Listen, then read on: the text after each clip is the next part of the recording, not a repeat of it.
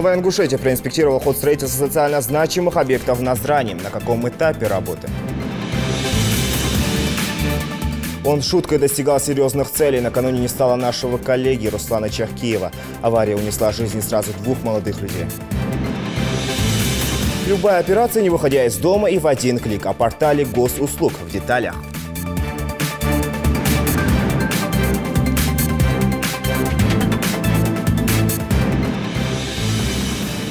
На телеканале Ингушетия информационная программа «Новости-24», в студии Зелимхан Калоев. Здравствуйте.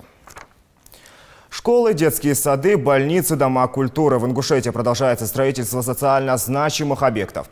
Ряд из них проверил глава Ингушетии Юнусбек Евкуров. Подробности инспекционной поездки в нашем сюжете. Первым пунктом проверки Юнусбека Евкурова стала реконструкция средней общеобразовательной школы номер 3 города Назрань. Данное учебное заведение было построено еще в 1972 году и требует реконструкции с расчетом на увеличение посадочных мест до 1600 человек. Как подчеркнул министр строительства и жилищно-коммунального хозяйства республики Осман Вышегуров, по плану 2 старых корпуса школы будут полностью снесены, а на их месте построят 2 новых трехэтажных блока. Здесь сейчас достроен спортивный зал. Спортзал такой? Да, спортзал достроен. Так. Потом вот эти 2 блока уже усиление начали. Сохраняли эти 2 блока. Сносим вот эти 2 блока и достраиваем 2 еще. На 1600 мест. На 1600 мест. Еще одна школа на 720 мест до конца 2019 года будет построена в районе Альтийского административного округа Назрани. На площадке строительства объекта ведутся работы по устройству фундаментной плиты и армированию стен подвала. После осмотра площадки руководитель субъекта указал подрядчикам на необходимость строгого соблюдения установленных требований и норм, а также сроков завершения строительства. Далее Юнусбек Евкуров проверил ход строительства на территории РКБ регионального центра сердечно-сосудистой хирургии.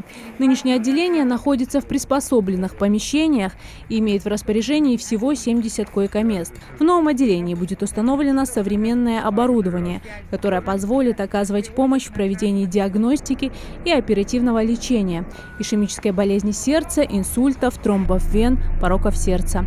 Зарема Ивлоева, Новости-24. Накануне вечером ДТП в Назрани унесло жизни 2 человек. Ибрагима Евлоева, жителя селения Яндари, и ведущего национального телеканала «Ингушетия» Руслана Чахкиева. Он успел стать родным для каждого из нас. Мы потеряли коллегу и друга в одном лице. Руслан торопился жить. Окончив высшее учебное заведение, строил планы на будущее. Он был честным, искренним, настоящим человеком, патриотом, ингушом. Мы выражаем искренние соболезнования семьям погибших. Далгеш долца, бир замохтик, далдякл юил. А мы запомним Руслана как яркого и талантливого человека.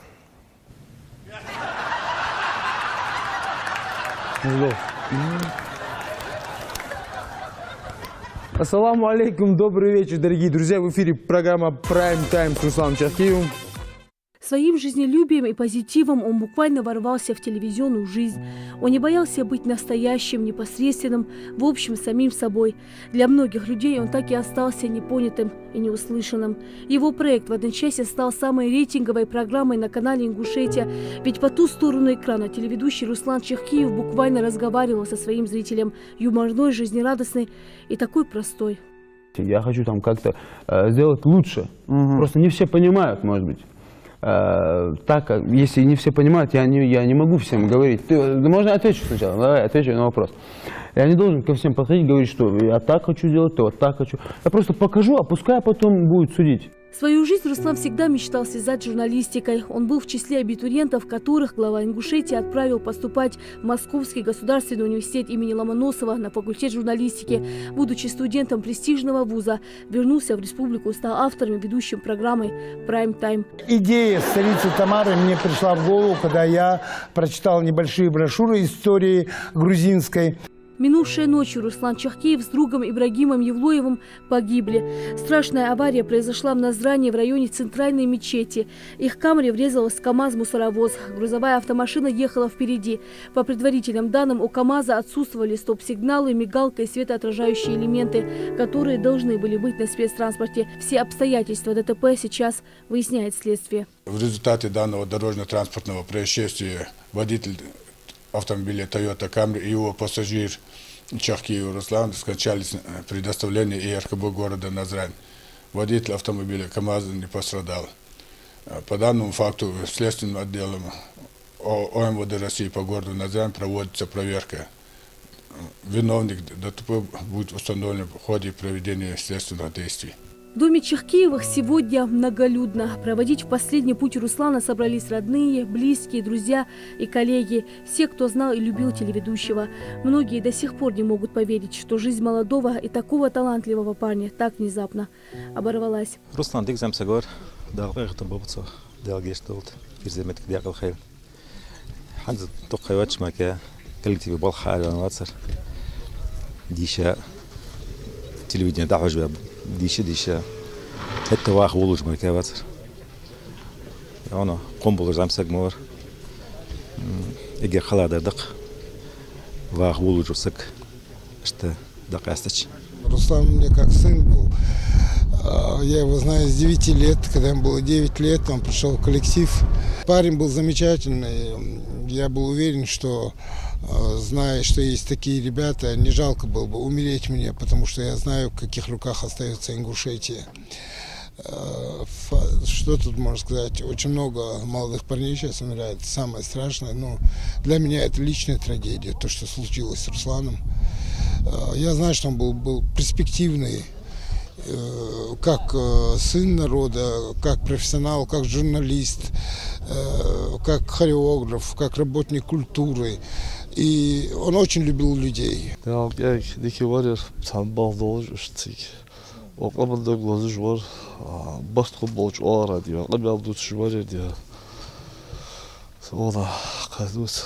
С положительной стороны, майка, алхамдаться делать, что тихо худару, что цуарас ливжух, дал гештолца, дал есть мочевашах, дал иман сабрдолт, царчат я масля.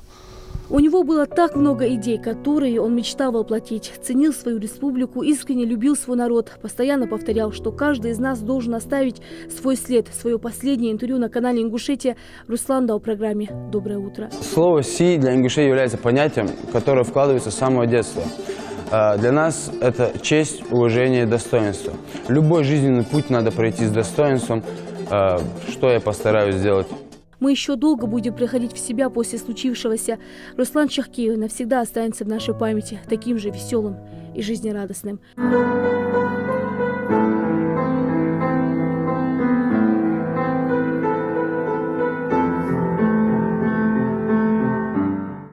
Рахетами волч Аллаху гештот бейначарях. Рина Цичоева, Тамерлан Хамхоев. Новости 24.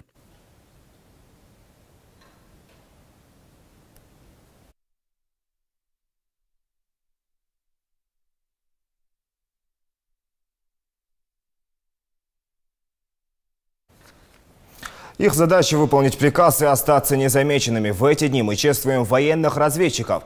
Профессионализм, личная смелость, уникальные возможности при проведении спецоперации – все это будни незаменимых людей. О ярких примерах мужества и настоящих подвигах патриотов своей родины – наш материал. Герои, всегда остающиеся в тени своих подвигов. Разведчики. Вот уже 100 лет они успешно выполняют поставленные задачи по защите национальных интересов России. За все эти годы более 700 сотрудников военной разведки удостоены звания Герои Советского Союза и России, а многие их заслуги до сих пор под грифом «секретно». Для того, чтобы быть военным разведчиком, нужно, помимо всего прочего, помимо патриотизма и так далее, нужно быть прежде всего высокообразованным человеком. Разведчик должен быть человеком, человечным, быть добрым. Солдатами не рождаются, а разведчикам надо родиться. Разведчики всегда готовы к заброске на любой театр военных действий. Они решают широчайший круг тактических задач, а иногда определяют судьбы целых государств, как это было в 90-е. Тогда Европу сотрясали межнациональные конфликты, которые могли привести к геополитической катастрофе. Горячей точкой стала Югославия. ВВС США в обход решения ООН наносили удары по этому государству. Если бы когда-нибудь слышали, что со слезами на глазах говорил лично мне Радко Младич, командующий вооруженными силами Сербской республики на территории Боснии и Герцеговины, если бы им показать, что они натворили на нашей земле, Они действительно творили там безобразие в течение всех 90-х годов. Но это было начало, и хотели показать, тоже будет и с вами. Россия до последнего пыталась политическим способом противостоять НАТО, но это было неэффективно, и наша страна была вынуждена ввести миротворческий контингент. Тогда аэропорт Слатина стал стратегическим объектом в противостоянии. Взять его под контроль было поручено бойцам ВДВ под командованием главы Ингушетии, а тогда офицера десантных войск Юнусбека Евкурова. У меня оказалось 38 человек. То есть мы там даже 6 человек, которые там были казаки из России, которые как дикие гуси. Там воевали против хорватов, да, вот как такие тоже были. То есть и плюс те, которые там были определенными агентами, разведчиками. Там. По команде мы все пошли. Там подлетное время я там всем обозначал, там максимум 8 часов. Физически там находились, вели секреты, выставили, вели наблюдение. 4-5 часов. Главное опередить, не допустить взятия вот этого стратегического аэропорта Слатина и закрепиться на этой посту. Совершив марш-бросок из Боснии до Косово, российские бойцы обеспечили плацдарм для прибытия российских военных. Но на подходе были не только они. На территорию Косово вступили британские части и военнослужащие французского батальона. С учетом информации, которая у нас была, и у нас была, она совпадала, что вот с той стороны конкретно там подойдут британцы. Туда выставили уже командование батальона выставили один взвод, кажется, выставили туда. Ну, по периметру, как положено по военной науке, по тактике, посты выставили и флаг России подняли. Там главное, чтобы было понятно для натовцев, что флаг России. Многие подробности той спецоперации до сих пор засекречены, но именно этот тактический ход позволил тогда опередить американцев и англичан, показал военную силу России. И кто знает, как сложилась бы судьба сербов, да и не только этого народа, если бы российские бойцы под командованием Юнусбека Евкурова не совершили этот марш-бросок.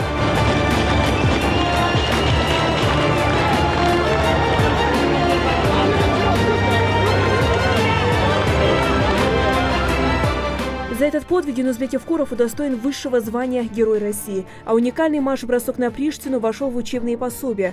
На таких примерах мужества и компетентности в своем деле сегодня учат защитников Отечества, патриотов. А мы живем и даже не подозреваем, каких локальных конфликтов удается избежать благодаря незримому труду бойцов, обеспечивающих нашу безопасность. Новости 24. Онлайн-покупку льготных билетов РЖД для инвалидов планируют открыть в будущем году. Замминистра труда и соцзащиты России отметил, что в дальнейшем такая же услуга может быть внедрена и в других транспортных компаниях. Он также напомнил, что был создан федеральный реестр инвалидов на базе Пенсионного фонда России. Что такое портал госуслуги, как он работает? Многие просто не знают, насколько век нанотехнологий. Просто оплатить штраф, погасить долг за коммунальные услуги или проконсультироваться насчет соцвыплат, не выходя из дома. А ведь в нашей стране портал госуслуг действует уже на протяжении нескольких лет. Система позволяет сэкономить время при оформлении документов и оплате госпошлины со скидкой. Просто и удобно. Расскажем в деталях.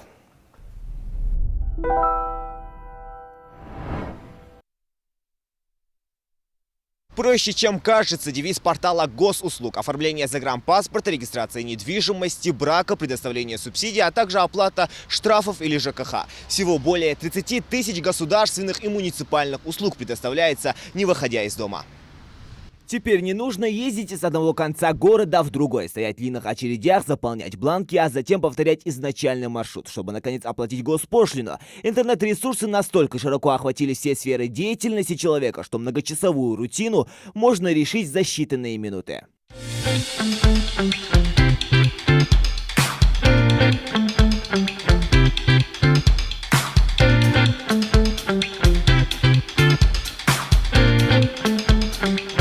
Чтобы получить необходимый документ в любой из госструктур или просто записаться в очередь к врачу, нужно всего лишь иметь выход в сеть. Портал госуслуг запущен 7 лет назад и за это время стал довольно популярным среди жителей. Что вовсе не странно, поскольку в виртуальной реальности предлагается намного больше преимуществ. Это в первую очередь связано со скидкой и экономией времени, поскольку на сайте запросто можно зарегистрировать автомобиль и подать заявку на получение водительских прав. При оказании услуг, которые осуществляют сотрудники межрайонного регистрационно-экзаменационного отделения происходит по предварительной записи. Допустим, люди обращаются через интернет-портал. За последний год, вот, по сравнению с 2017 годом, у нас на 45% увеличилось обращение граждан. Что это дает? Во-первых, это для граждан удобство создает. Они, обращаясь, указывают день, время и приходят именно к этому времени, подходят, отсутствует очередь, он спокойно получает, мы укладываемся в те нормативные промежутки времени, которые определены в административном регламенте по оказанию государственных услуг. 30% человек экономит денег за уплату государственной пошлины. То есть при составлении заявления, при подаче заявления гражданин имеет возможность оплатить государственную услугу на 30% ниже. И, естественно, если это госпошлина касается выдачи водительского удостоверения там 2000 рублей, то он оплачивает на 600 рублей дешевле, то есть 1400 рублей. Для тех, кто подавал заявку именно через портал госуслуг в отделении МРЭО, есть специальное окошко, и все заявления от автовладельцев сотрудники видят на своем компьютере. Впрочем, Зелимхан Джандигов предпочитает решать свои дела старым проверенным способом. Машину переоформить вину. Бог дик Бог мостик дик я сделал должен.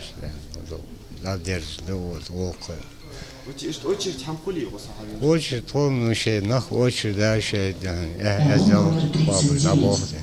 Бог владик, все успевать, нас не хашт плачет, Бог делал как это. Только за прошлый год на портале было зарегистрировано 65 миллионов россиян. Иной раз отметка в 7 миллионов человек достигает только за месяц. Это неудивительно, поскольку каждый год перечень предоставляемых услуг только увеличивается. К примеру, 2 месяца назад правительство страны внесло госрегистрацию рождения и смерти в рекомендуемый список портала, предоставление которых может быть организовано в МФЦ по принципу одного окна. Во всех отделениях МФЦ стоят специальные информаты, на которых сотрудники центра наглядно объясняют, как пользоваться сайтом госуслуги.ру. Словом, удобный интерфейс и доступное меню облегчают работу с порталом любому пользователю. Зарегистрироваться на сайте очень просто. Для этого требуется номер телефона, СНИЛС и паспорт. Для полного доступа к порталу регистрацию можно пройти в любом МФЦ. Мы вас на этом госпортале регистрируем. Вы получаете так называемый ПЭП. Это простая электронная подпись. Вот. С этой простой электронной подписью вы можете уже подписывать свои документы, направлять там, и так далее, и получать эти электронные услуги. Это очень удобно. Хотя есть майские указы президента России, да, вот один из них 601 указ от 7 мая 2012 года. Вот, данный указ сегодня говорит о том, чтобы в 2018 году тот процент услуг, которые сегодня оказывают и органы власти, и в МФЦ, составлял 70% в электронном виде. Вот такой показатель у нас должен быть в этом году. То есть из всех услуг, которые мы сегодня оказываем, 70% услуг должны быть в электронном виде. Человек может не зависеть ни от кого. То есть от тех инстанций, да, которые он должен был раньше проходить, получить какие-то справочки там, и так далее, и так далее. Сейчас он может, сидя дома на диване или же на работе, без разницы, получить государственные услуги именно в электронном виде. В случае возникновения каких-либо проблем при регистрации или для восстановления пароля необходимо также обратиться в МФЦ. Об этом не понаслышке знает Хамзат Халухоев, поэтому в многофункциональный центр пришел главным образом, чтобы сэкономить время. Регистрация,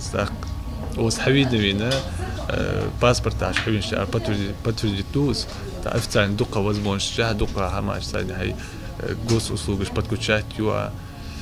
حيتصغر أربعة سويج أبلاچوت يوعد حنيزة подключать يوعد أهتدى حبين паспорт أبغى بعدين они все подтверждают и электронное видео оплачивают тешконштана вкратце кажется возможность мечтить يتصغر أربعة زوج кажется вкратце ديزل بيرش حد بيرش قلنا بقى زبوس معنا في عطنا تصغر أربعة واحد أدوات شيء интернет يوعد سجواس تليفون يوعد سجواس تليفون أشوفنا سيرش أشوفنا Активировав аккаунт, с легкостью можно оформить заявку на мат-капитал, выплату субсидий, прописаться по месту жительства, оплатить штрафы ГИБДД, узнать о состоянии пенсионных накоплений и индивидуального лицевого счета, оставить в прошлом изнурительное ожидание в налоговых органах, подавать налоговую декларацию, найти свой ИНН по паспортным данным и узнать по этому номеру задолженность по налогам.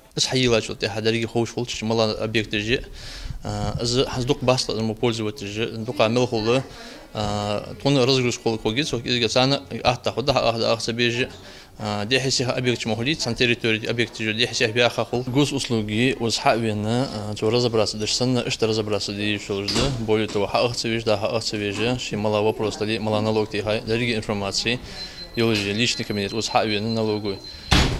Открытие логин, пароль, уздал датсан даху, цехет что объяснить датсан. Так, ханза массовой компании за 17 год начисления. Срок уплаты 3 декабря.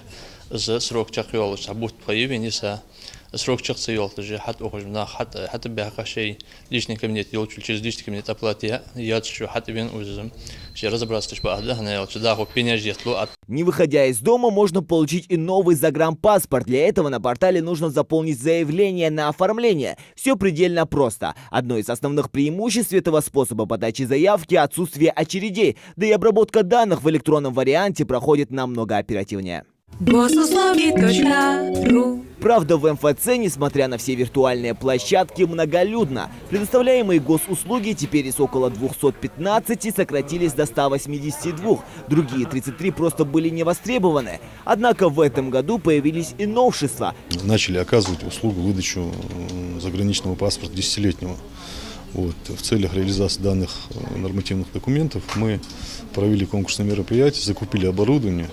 Вот. Это будет, скорее всего, с 2019 года. Получение пособия за первого ребенка именно в 2018 году, это вот сейчас, который, как президент сказал, да, за первого ребенка в 2018 году. Вот. На эту услугу мы добавили, Вот. Потом добавили услугу обмен водительского удостоверения. То есть любой желающий может прийти в МФЦ и обменять свои водительские удостоверения по утере, по хищению, по сроку. Возможность, не выходя из дома, получить любую государственную услугу и заблаговременно оформив заявку, сократить время на получение необходимой справки с нескольких месяцев до каких-то 15 минут. А главное, через сайт можно оплачивать госпошлину со скидкой 30%. Экономия и только. Зелимхан Калоев, Тамерлан Ужахов, Новости 24. 6 полицейских пострадало, 2 ранены, еще 4 по пути на подмогу к своим коллегам попали в аварию. Ровно год назад в Яндере было совершено нападение на пост. Напомню, напавшие были нейтрализованы на месте. Зарема Евлоева с хроникой событий.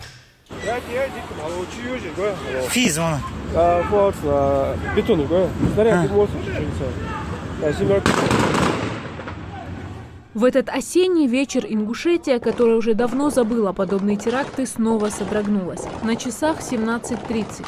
Пост ДПС, расположенный на федеральной трассе Кавказ в районе сельского поселения Яндере. Группа молодых людей врывается на территорию поста. Началась перестрелка. Один из нападавших, 27-летний Магомед Мурзабеков, который стрелял из пистолета, был убит на месте. Его подельник привел в действие взрывное устройство, мощность которого составила 8 килограмм в тротиловом эквиваленте. Установить личность смертника удалось лишь после генетической экспертизы. Им оказался житель Карабулака, 21-летний Ислам Куштов. В ходе завязавшегося боестолкновения 2 преступников были нейтрализованы. Решением руководителя оперативного штаба НАРК, начальника управления ФСБ России по республике Ингушетия, на территории района введен режим контртеррористической операции. При нейтрализации бандитов гражданские лица не пострадали. Что же касается сотрудников полиции, в результате перестрелки с бандитами в реанимацию тогда попало 3 человека. Это Ислам Гогиев, Аляхан Гайсанов и Анзор Албагачиев. Их коллега Исраил Богатырев получил ранения, несовместимые с жизнью. Ему было всего 29 лет. Без отца осталось 3 детей, младшему из которых на тот момент было всего 1,5 года.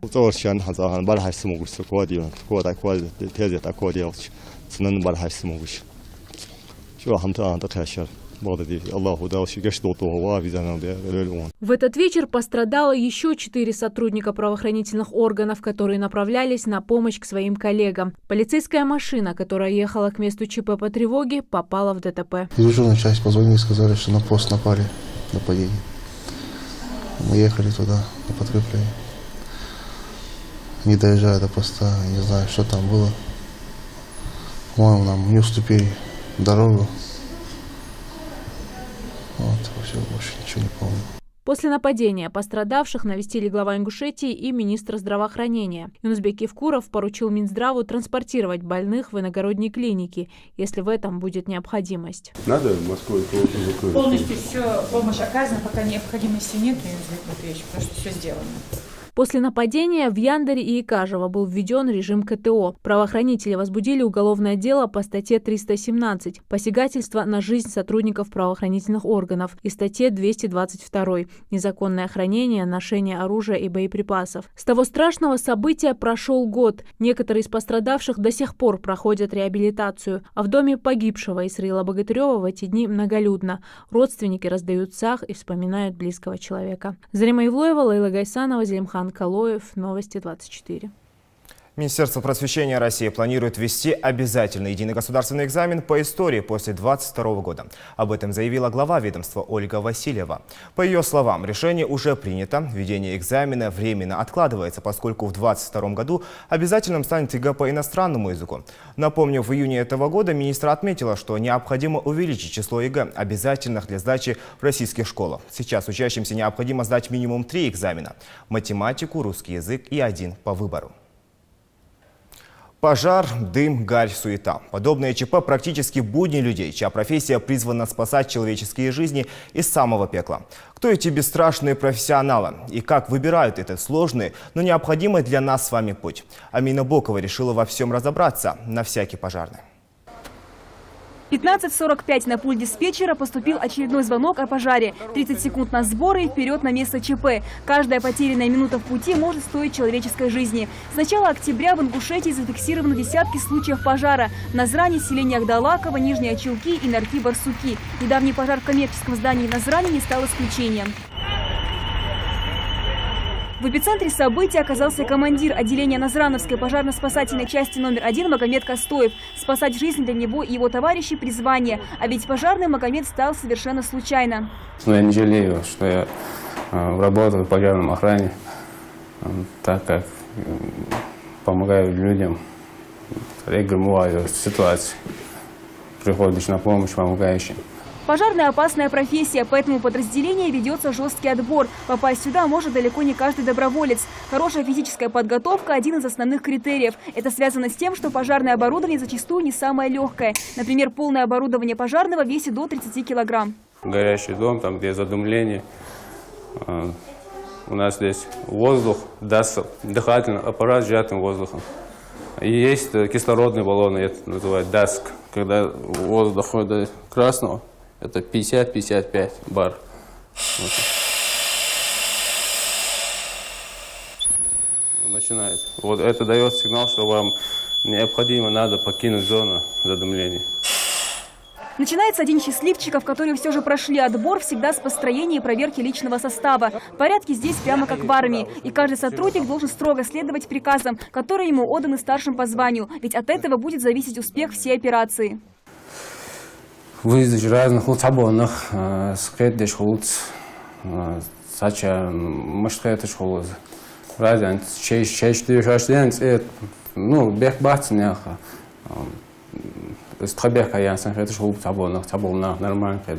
Неотъемлемая часть рабочего дня любого пожарного – это учение. Практически каждую смену проходят профилактические занятия по подготовке личного состава. Условия максимально приближены к реальным.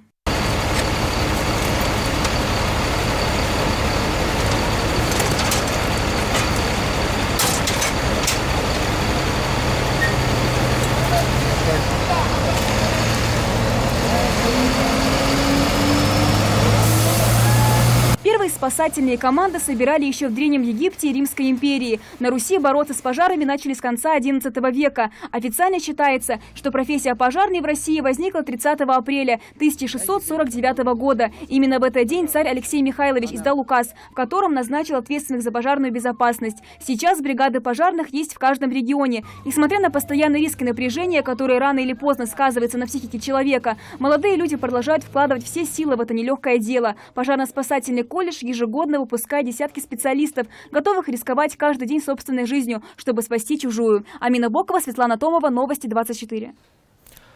Модно, умно, благородно. Спорт, который развивает мыслительные способности, удерживает внимание к себе не менее 1500 лет. В Ингушетии в эти дни проходит первенство СКФО по классическим шахматам. В нем принимают участие сотни спортсменов. Интеллектуальные баталии развернулись в Доме культуры Назрани, продлятся до 11 ноября. Жайдат Халхоева с подробностями. Несмотря на то, что турнир детский, поединки разворачиваются вполне серьезные. Одна неверная комбинация может дорого обойтись соперникам. Рамазан Жаутханов ходит по шахматной доске уже год. В списках достижений у него несколько побед на региональных турнирах. Итальянская партия, русская партия, славянка или защита Немцовича. В свои 13 лет он знает все тонкости игры.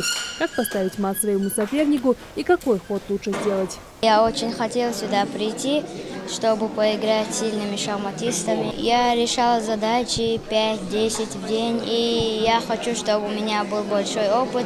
И когда я в следующий раз туда пришел, я какое-то место занял. Не отстают от своего соперника и ребята из Ставропольского края. Брат и сестра Васильева, впервые сев за доску 6 лет назад, уже не смогли отказаться от интеллектуальных баталий. Всегда вместе, таков принцип их семьи. Соревнуются плечом к плечу, придавая уверенности, если не словом, то присутствием. За ребят болеют и родители, внимательно следя за каждым их ходом, оценивая все шансы. Очень сильный соперник, сегодня переломный такой момент. Конечно, любой родитель ожидает.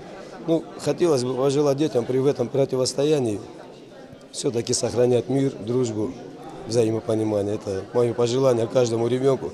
С хорошими вестями своего внука ждет и Аида Даумова, трехкратный чемпион Дагестана, обладатель различных кубков и медалей. Он и сегодня не уступит, верит она. Играем мы уже 4 года. Мы уже были один раз, где-то 3 года тому назад мы были уже чемпионами из КФО, мой внук стал. Это мы были в Карачаево-Черкесии, в Тамбае. Надеемся и на этот раз у вас стать чемпионами. Будем надеяться на хорошее.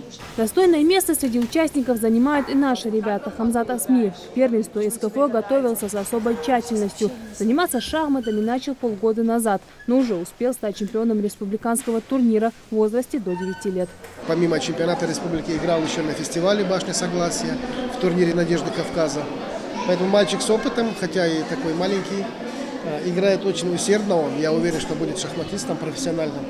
Тем более в таком раннем возрасте уже соображает хорошо. И это одна из наших надежд на медаль. К слову, шахматный турнир такого уровня Ингушетия принимает впервые. В последние годы руководство региона уделяет особое внимание популяризации этого вида спорта. И это уже приносит свои плоды. Республиканские шахматные детские турниры собирали до 20, можно 25 максимум участников. Это при том, когда начали работать секции, то есть мы выставляли своих детей. После проекта «Шахматы в школах» у нас детские турниры уже к 80 цифры принимают. Это учитывая, что мы в турниры просим не вести уже детей, которые еще не готовы играть в соревнования. Если провести школьные соревнования, брать белую ладью, или в прошлом году был замечательный турнир командный, школьный, памяти Сулумбека Асканова, там более 400 детей участников. Эта цифра, я уверен, что она будет расти, потому что шахматы очень популярны и детям это нравится. Соревнования проходят по круговой системе среди разных возрастных групп от 9 до 19 лет. По одной партии в день до 11 ноября. По итогам общего количества сыгранных партий будут выявлены победители и призеры первенства. А лучшие получат право представлять округ на первенстве России по классическим шахматам. Жайдат Халхоева, Тимур Карахоев, Новости 24. Все информационные выпуски и анонсы наших программ смотрите на официальных страницах в соцсетях, Facebook, Instagram, YouTube, Twitter и ВКонтакте. У меня на этом все. Оставайтесь на канале Ингушетия и до встречи в эфире.